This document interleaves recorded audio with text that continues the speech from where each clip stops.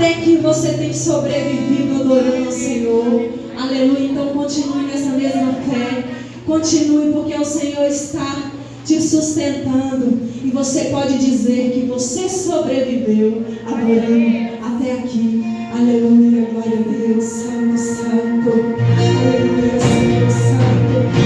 Nós sobrevivemos, Pai, porque o Senhor está conosco em todos os momentos. Aleluia, Santo.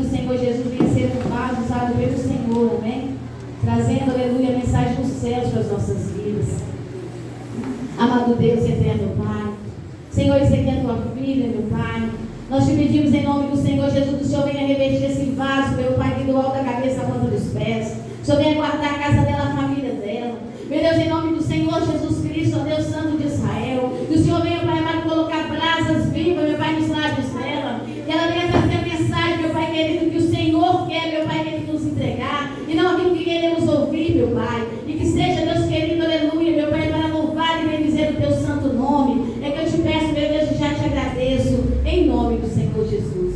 Amém?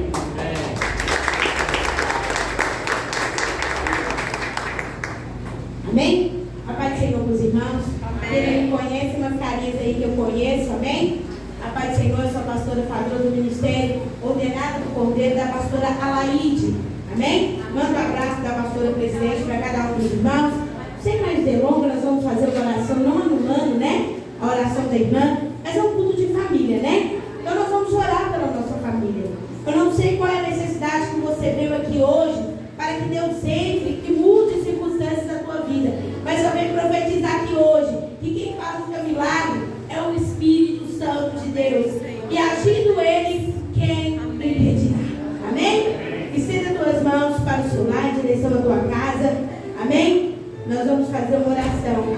Eu queria que você estabelecesse agora, amém? Como um ato profético, falando, Deus, eu quero que o Senhor mude essa situação, amém? E eu creio que Deus ele vai mudar. Pai, em nome do Senhor Jesus. Aqui, meu Pai, nós estamos no culto de primícia. Nós estamos, meu Pai, no culto de família. Meu Pai, eu não sei que teus filhos vieram buscar aqui, meu Pai, nesta noite. Mas eu venho, meu Pai, como ministro da tua palavra, te pedir que o Senhor comece, meu Pai, tomar, meu Pai, agora. Direção do nosso lar, meu Pai, direção, meu Pai, da vida dos nossos filhos, na vida, meu Pai, em nome de Jesus, daqueles que estão casados. Espírito Santo, estabelece o teu reino, a tua graça. Meu Pai, eu não sei qual é a dificuldade que os teus filhos estão passando, mas o Senhor conhece. Meu Pai, traz a restituição, traz a saúde, meu Pai, em nome do Senhor Jesus. Venha fazer o que o homem não pode fazer, meu Pai, nesta noite, porque eu creio que o Senhor é o Deus do impossível, amém? Quem pode pegar sua Bíblia e aplaudir ao Senhor, amém? É uma honra estar aqui trazendo a palavra do Senhor Jesus nesta noite, amém? Abre a tua Bíblia em Daniel 6, aleluia. Daniel 6, capítulo 6, verso 22, amém?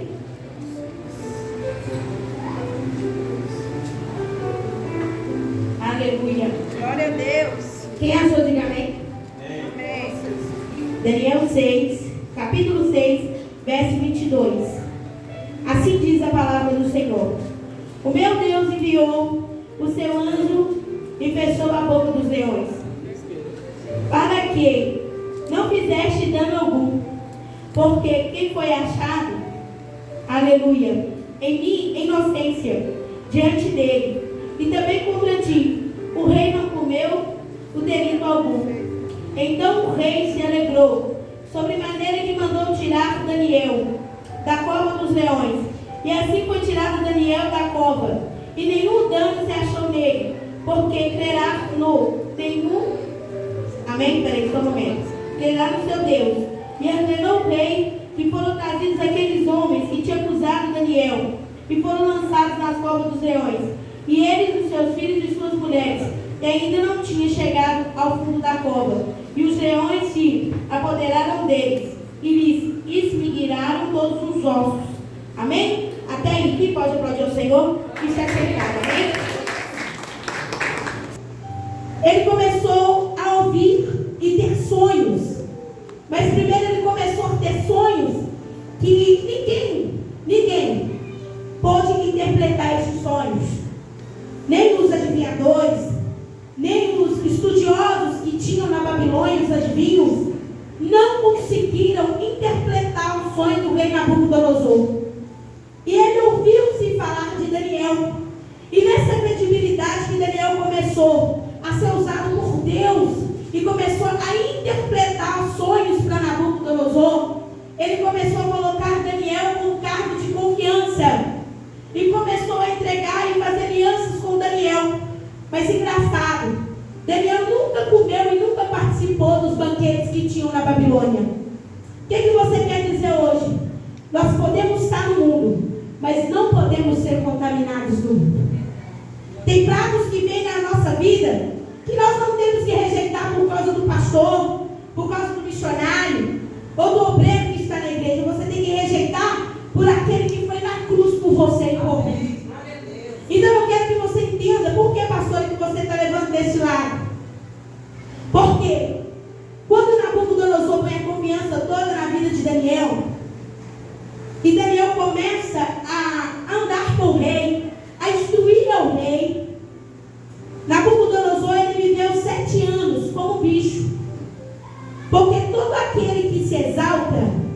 Deus abate. Não existe outro, aleluia, rei, outro Deus além do nosso Deus. Nabucodonosor, no belo de um dia, ele se acha que é alguém.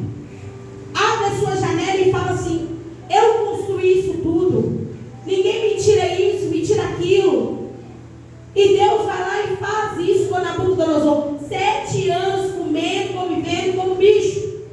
Tem coisas que Deus trata com a gente não entende. Mas a gente tem um tratamento com Deus. Ele tem outro tratamento com a gente. E nisso, nessa trajetória, Nabucodonosor morre. E na morte de Nabucodonosor, eu entro na mensagem para você entender. O seu neto reina no lugar do seu avô.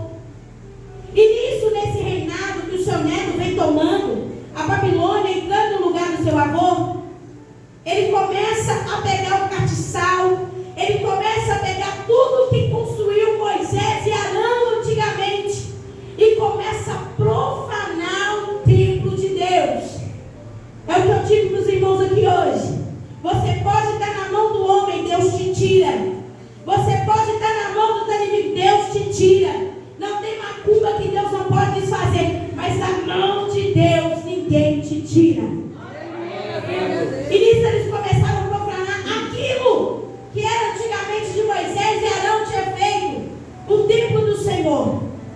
E nisso o anjo, todos conhecem essa história, começa a se escrever na parede algo em uma festa que o neto de Nabucodonosor não entendeu. Mas ele manda chamar quem? Daniel para interpretar. E Daniel foi. E aquele foi o fim do neto de Nabucodonosor. Naquela festa que ele estava se achando, que estava brincando com Deus, foi o tempo que o rei Dário se juntou-se à sua tropa e tomou conta da Babilônia. E nessa história eu entro na minha mensagem aqui hoje. Quem Deus acha inocência, você pode estar até cativo. Deus te usa no lugar para vir com o som da multiplicação. Eu não sei onde o diabo está tentando te colocar cativo aqui nesta noite, mas tem pessoas que vão ser instrumento para que Deus traga milagre na minha e na sua vida. Quem pode aplaudir ao Senhor?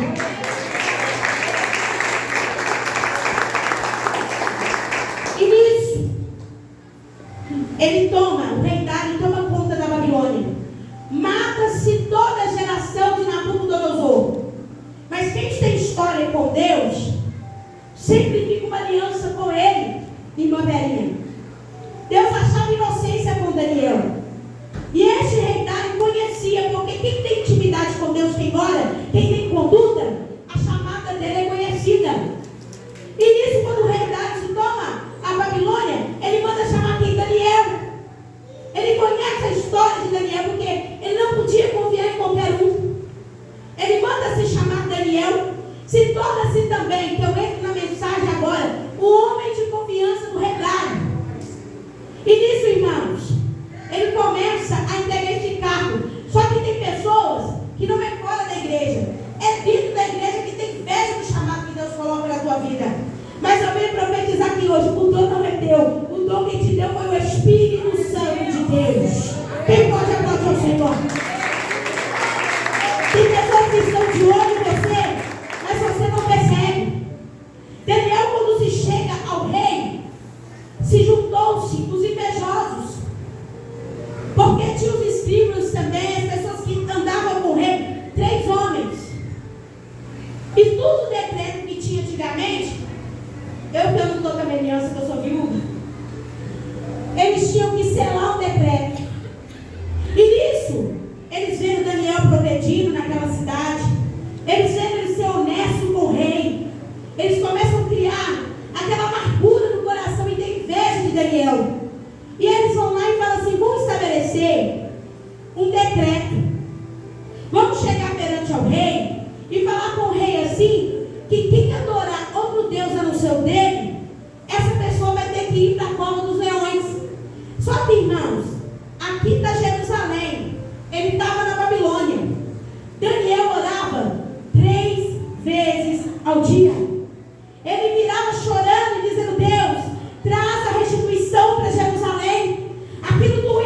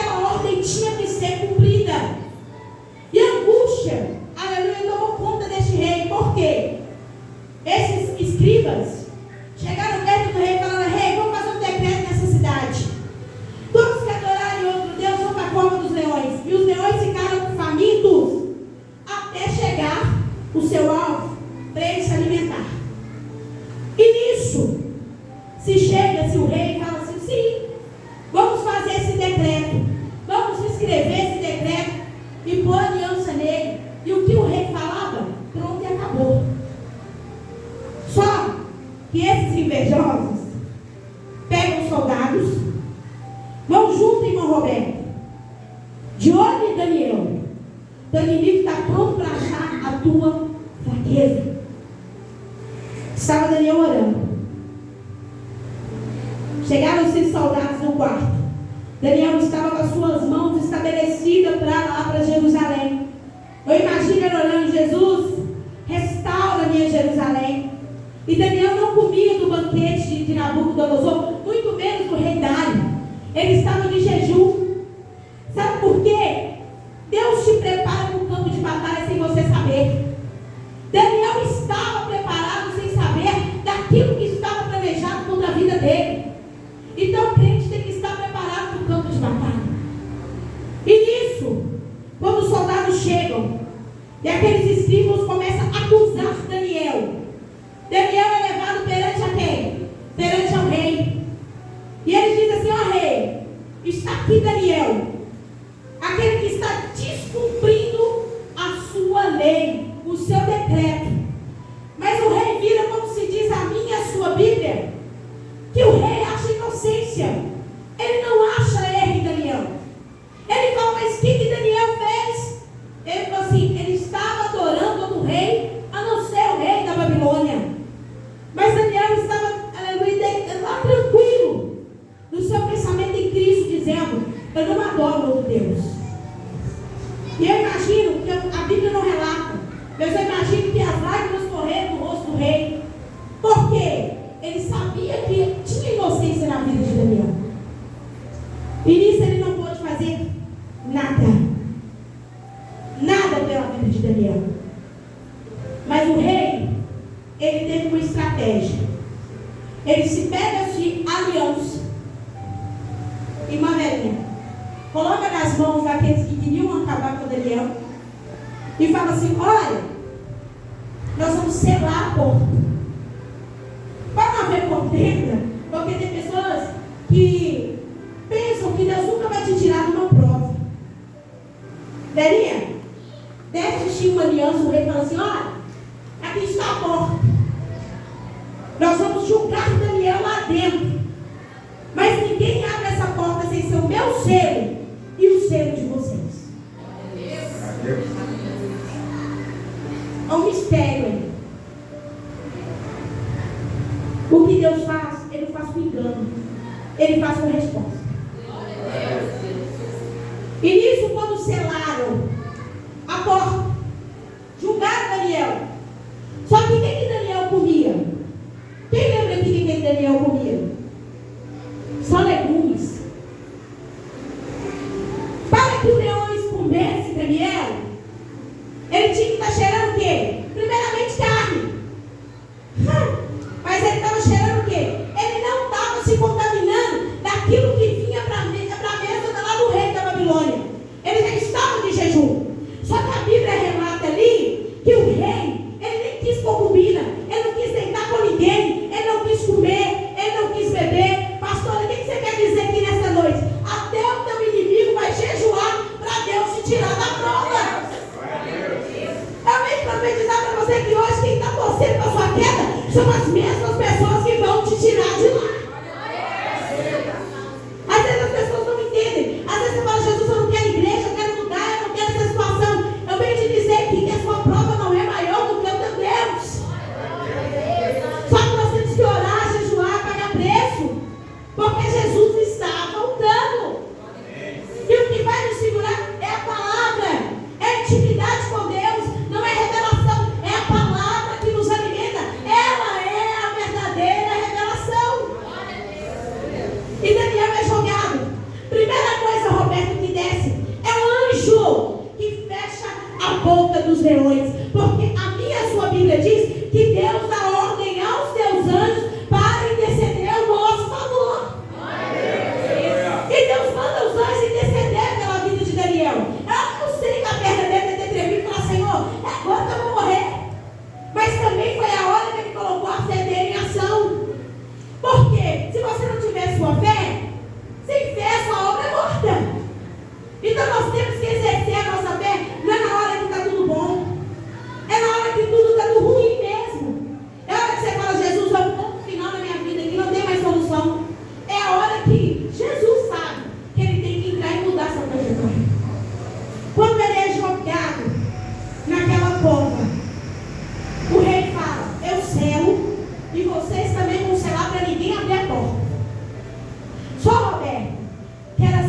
7 dias para tirar o corpo de Daniel se ele tivesse morrido. E era 7 dias que o rei podia abrir a porta. Mas Deus muda a trajetória de tanta coisa que o rei não comeu, não bebeu e não dormiu. E no outro dia, o rei saiu apavorado e gritou 3 vezes o nome de Daniel e mandou eles de selar a porta, porque a porta estava selada. O rei falou: vamos desselar então para tirar o corpo de Daniel. Só que quando ele grita, os anjos fecham a boca dos leões e ele grita Daniel 3 vezes. Foi a hora que Daniel grita: ó rei, eu estou aqui. Glória a Deus. Ô irmão, isso no mundo espiritual é muito forte. Aleluia. Porque às vezes você pensa que entra a morte, Deus está dando vida neste culto de família aqui hoje. Eu não sei que como que você está caído, está afundado, mas poderoso é o nosso Deus de Israel de te tirar dela. Porque Deus é homem de vida que nem se arrependa. Ele te deu poder para pisar em serpentes e escorpiões.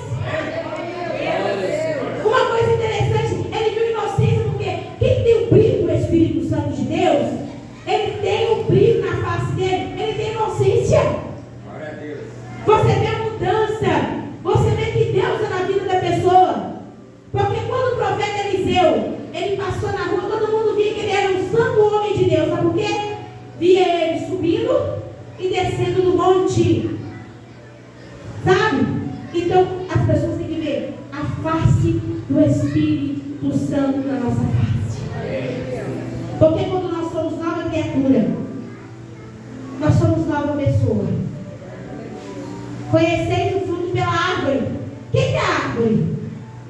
É Jesus. E nós temos que ter um fruto do Espírito Santo de Deus.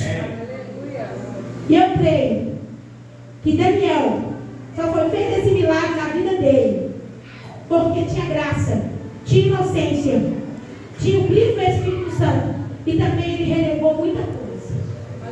Por isso que Deus agiu. E a Bíblia nos relata que todos que tentaram julgar ele na cova, eles foram o quê? Estraçalhados os ossos no lugar de Daniel. Tem arma para você de macumbaria, feitiçaria ou inveja que você tem? Não esquenta não. O próprio Deus vai fazer eles cair na cova que eles armaram. Porque aquele que é escolhido por Senhor, ele é escolhido, ele é chamado. Porque quando nós somos chamados, nós revelamos muita coisa. Existia Jezabel. Chegou uma circunstância que o profeta Eli falou assim: meu Deus, eu tenho que se esconder numa caverna, porque essa mulher vai me matar. Quantos profetas aquela mulher não matou? Nabote não vendeu a sua vinha, mas a sua família pagou um alto preço por causa disso. Ela queria uma coisa que não era dela. Mas eu quero dizer para vocês: o nosso Deus é Deus de misericórdia, mas os olhos dele são como chama de fogo. Ele vê tudo. E Deus estava sobre as mãos e sobre a vida de Daniel naquela cidade. E quando fala de restituição dos ossos, Ezequiel 37, Deus levantou tantos profetas, para falar com Jerusalém. Mas quando se levanta o novo exército, que eles falam que Deus restituiu, levou o profeta no vale, aquela história toda que a Bíblia diz. Sabe qual que foi a restituição? Foram todos que foram levados cativos para a Babilônia, que tiveram seus filhos e voltaram e restituíram em Jerusalém. Deus levou o profeta dizendo daquele vale. Mas a restituição, sabe o quê? Eles estavam na Babilônia, mas a Babilônia não estava neles. Você pode estar no mundo, mas não deixe ser contaminado pelo mundo. Porque o que Deus tem para mim e para você é maior do que aquilo que está no mundo. Quem pode aplaudir ao Senhor?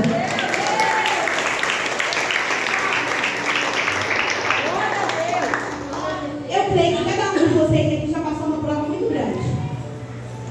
Mas a pior dor que um ser humano pode passar é quando você enterra um familiar seu. É quando fecha o caixão e você tem aquela sensação que nunca mais você vai ver aquela pessoa. Não é sensação, você não vai ver mais. Se Porque você pensa que a pessoa é sua estrutura.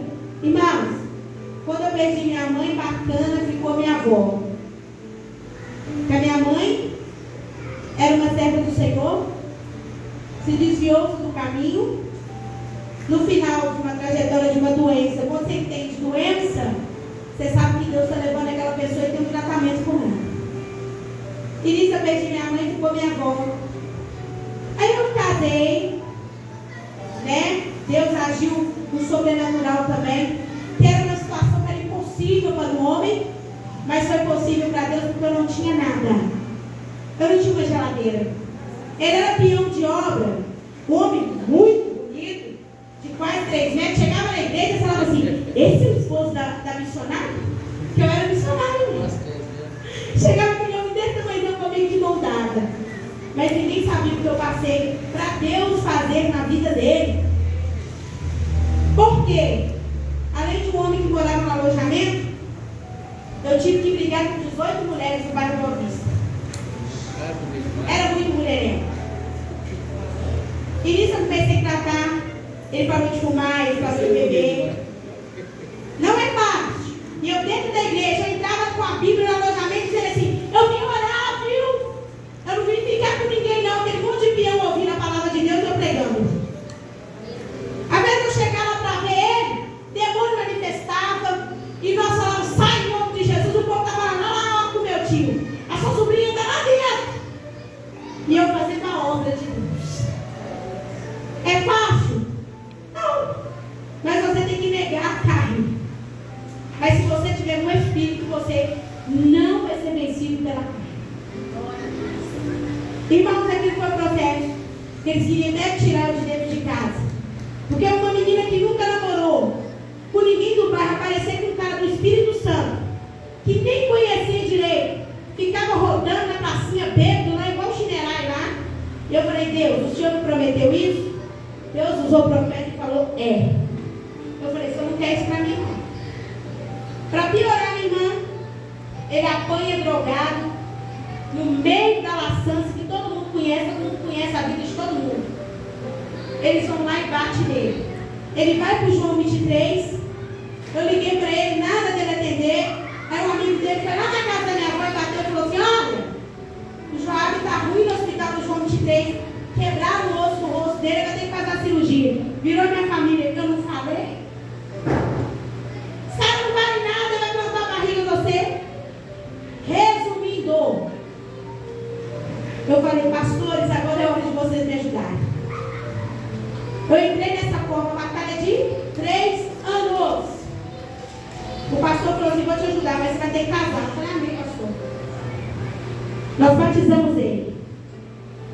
Ele virou obreiro. Passou por um processo. E nisso minha avó estava viva. Casei. Tive meu filho Efraim aí.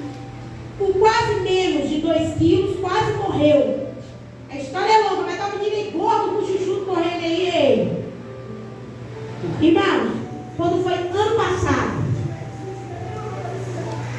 deixa eu ver, tem 4 anos, perdi minha avó, ficou eu, ele e minha família. Quando foi janeiro, meu marido começou a sentir uma dor todinha do lado direito. E eu tô, gente, isso é estranho. Ele falou: família, eu não tô legal. Eu falei: amém. Nós vamos fazer todos os exames. Quem não conhece a doença neurotexplasmose, depois vocês buscam isso. Cuidado com o gato. Ele era pedreiro. A vez da doença subiu para tudo enquanto ela subiu para a cabeça e se tornou câncer. Mas na hora que foi fazer a radiografia da cabeça, os exames todos, no Sérgio de Castro, que é um hospital sensacional, já não tinha mais jeito. Já tinha analisado o lado dele todo. Eu fiquei 2 semanas dormindo, porque eu estava morando em Sabará. Era uma porta. Eu estava lá no Rosário. Para todos conhecem, eu tive que deslocar do Rosário para ir lá para o hospital Sérgio de Castro. Eu estava gastando R$80 de Uber. Eu falei: Senhor, eu não tenho, eu vou dormir lá. Eu comecei a dormir lá. Eu com a cadeira de roda, rodei 2 semanas. Não tive Natal do ano passado. Não tive Ano Novo. Mas eu falei: Deus, tudo é a vontade do Senhor. Quando foi dia 27 de janeiro do ano passado, ele entrou em óbito. Ele começou a dar convulsão. Ele morreu de 97 quilos, ele morreu com 76 quilos. Eu falei, Jesus, o que eu faço? E eu lá vendo ele morrer na minha frente. No último dia, numa bela de uma quarta-feira, ele dando 8 convulsões perto de mim, no dia 26, levaram ele para o CTI. Quando levou para o CTI, eu falei, Deus, o que está acontecendo? Apareceu um brilho enorme, uma luz dentro do quarto do hospital. Eu falei, eu entendi. Então ele estava preparado para ir. O que você quer dizer? Eu falei, Deus, eu tenho 2 filhos. O que vai ser de mim agora? Eu não trabalho. Eu estou perdendo meu esposo. Quando foi 7h30, eu estava na porta da igreja para o culto na comunidade Efraim, no bairro de Jardim Vitória. Eles me ligam e falam, traz o documento do seu esposo. Quando eu cheguei lá, a moça da funerária, que é comadre dele, falou, eu vou com você. Eu falei, amém. E ela já sabia o que era. Quando nós chegamos lá, colocou lá aquela pulseira branca, eu falei, eu já sei, você foi o elevador. Aí a médica falou, não teve como. Eu falei, já sei. Porque antes de alguma coisa acontecer na sua vida, o próprio Deus te avisa. Não precisa de vir aqui sapatear, relampear e pregar 300 revelações, não. Quando você tem o Espírito Santo de Deus dentro de você, Ele te revela através da palavra. E foi uma dor. Quando eu cheguei lá, eu não tive coragem de reconhecer o corpo. Aí eles ligam da família dizendo assim, e agora, pastora? Nós vamos fazer vaquinha para enterrar o corpo dele. Eu falei, não precisa. Porque a funerária está paga. Tem quantas pessoas na sua família que te põem aqui, ó, dizendo que Deus não vai fazer nada? Ela não tem capacidade. Mas Deus, Ele te capacita aqui nesta noite. Vai fazer 1 ano que não está faltando nada para os meus filhos. Tem 1 ano que Deus tem sustentado a minha casa. Você pergunta, pastora, você sente dor? Sinto. Mas o Deus de Israel traz o bálsamo todo dia de Gileade para a minha vida. Porque aquele que te chamou, Ele te capacita, Ele te garante. Quem pode